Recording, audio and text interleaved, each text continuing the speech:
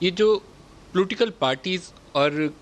Criminal element تھا اس کے درمیان نیکسس کیا تھا کراچی کے اندر؟ یہ سال ہر سال پتہ نہیں کتنے سینکڑوں کراچی کے شہری جو تھے وہ اس کی نظر ہو گئے، ابھی بھی ایگزسٹ کرتا ہے؟ سر دیکھیں، یہی بات جب آپ نے مجھ سے پوچھا کہ لیاری کی جو جے آئی ٹی رپورٹ ہے وہ کون سی والی درست ہے اور کون سی والی غلط ہے، یہ آپ ہی کے سوال کے اندر اس کا ایک جواب بھی ہے۔ ایک لیاری کی یہ جو جے آئی ٹی سامنے آئی ہے، منظر عام کے اوپر آئی ہے، یہ فروری 2016 میں سندھ کے ہوم ڈپارٹمنٹ کے احکامات کے تحت کانسٹیٹیوٹ کی گئی۔ 2016 میں اس کو مکمل کیا گیا اور جمع کروا دیا گیا۔ 2016 سے لے کے 2020 تک اس رپورٹ کو پبلک نہیں کیا گیا، حالانکہ اس رپورٹ کے اندر 198 افراد کے قتل کی حقیقت کو وہ تسلیم کرتا ہے، جرم کو تسلیم کرتا ہے عزیر بلوچ۔ اس کے علاوہ وہ ہوسٹائل انٹیلیجنس ایجنسیز کے لیے ملکی سلامتی کے بارے میں انفارمیشن دینے کا بھی تسلیم کرتا ہے۔ یہ دو انتہائی بڑے سنگین الزامات تھے جن کی وہ تسلیم کر رہا تھا، اس کے باوجود اس کو دبا کے رکھا گیا اور اس کے اوپر کسی قسم کی کوئی کارروائی عمل میں نہیں لائی گئی۔ اگر ان لوگوں کو انصاف پہنچانا مقصد ہوتا جن 198 افراد، جس میں 2 رینجرز کے بھی اہلکار شامل تھے، پولیس کے بھی اہلکار شامل تھے، سیاسی افراد بھی تھے، تاجر طبقے کے بھی تھے، ان سب کے لوگوں کو، لواحقین کو اگر انصاف پہنچانا مقصد ہوتا تو اس کے اوپر فوری طور کے اوپر کارروائی کی جاتی۔ یہ ابھی جو پبلک کی گئی ہے رپورٹ، یہ بھی سندھ ہائی کورٹ کے احکامات کے تحت کی گئی ہے، اور وہ بھی فوری طور کے اوپر نہیں، جب تک کہ دوسری writ petition contempt of court کی نہیں فائل کر دی گئی، اس وقت کی گئی ہے۔ تو اس لیے یہ جو حکومت کا کام ہوتا ہے اپنی عوام کا جان و مال کا تحفظ کرنا، وہ اس رپورٹ کی روشنی میں اس کے اوپر بہت سے سوالات اٹھتے ہیں۔ سر وہ ایک رپورٹ کے اوپر سوال اٹھتا ہے، ساری رپورٹس کے اوپر یہی سوال اٹھتا ہے، بلدیہ فیکٹری فائر کے اوپر یہ سوال نہیں اٹھتا؟ جی بالکل، اس کے اوپر بھی اسی طریقے سے ہی ہے، لیکن پھر وہی والی بات ہے کہ حکومت کس کی ہے، کس نے یہ کام، کس کے پاس ریاست نے طاقت دی ہوئی ہے، کس کے پاس ریاست نے وسائل دیے ہوئے ہیں کہ عام لوگوں کے جان و مال کا تحفظ یقینی بنائے، کس کو جو ہے عوام اپنے ٹیکس دیتی ہے تاکہ اس کے بدلے میں حکومت جو ہے ان کو روزگار، ان کو تعلیم، ان کو صحت اور ان کے جان و مال کے تحفظ کو یقینی بنائے۔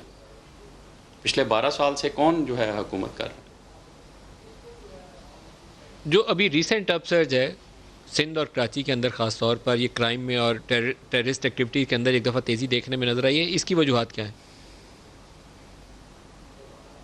اس کی وجوہات میں جب وہاں پہ آپریشن بھی ہم کر رہے تھے تو میرا ہمیشہ لوگوں کے ساتھ، میڈیا کے لوگوں سے بھی جب انٹریکشن ہوتا تھا تو ہم یہی کہتے تھے کہ لا انفورسنگ ایجنسیز یا قانون نافذ کرنے والے ادارے ایک انیبلنگ انوائرمنٹ پرووائڈ کر سکتے ہیں اپنے آپریشن کے ذریعے سے۔ اس آپریشن کو لانگ لاسٹنگ بنانا، ان کے جو ثمرات ہیں وہ عام لوگوں تک مہیا پہنچانا، وہ حکومت وقت کا کام ہے۔ اس کے لیے کچھ ایڈمنسٹریٹو چیزوں کو کرنے کی ضرورت ہے، کچھ روزگار کے ذرائع مہیا کرنے کی ضرورت ہے تاکہ لوگ کرمنالٹی کی طرف نہ جائیں۔ اس کے علاوہ کچھ ریفارمز کرنے کی، ایڈمنسٹریٹو اور جوڈیشل ریفارمز کرنے کی ضرورت ہے۔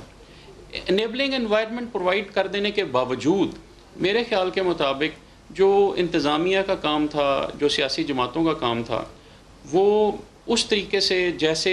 ایک خواہش تھی یا توقع تھی یا امید تھی، شاید اس طریقے سے نہیں ہوا، جس کی وجہ سے دوبارہ یہ والے واقعات ابھی ہونا شروع ہو گئے ہیں۔ باسط صاحب، جو 2018 کے انتخابات تھے اس میں ایک نئی چیز سامنے آئی، نیا فنامنا، پاکستان تحریک انصاف قومی اسمبلی کی نشستیں جیتی کراچی شہر کے اندر سے، صوبائی کی بھی جیتے لیکن قومی کی کافی تعداد میں جیتے۔ تو اس کے بعد ایک نیا پلیئر انٹر ہوتا ہے سندھ کی سیاست کے اندر، M Q M Peoples Party, اور ساتھ پاکستان تحریک انصاف کے پارلیمنٹیرینز کی ایک اچھی خاصی تعداد۔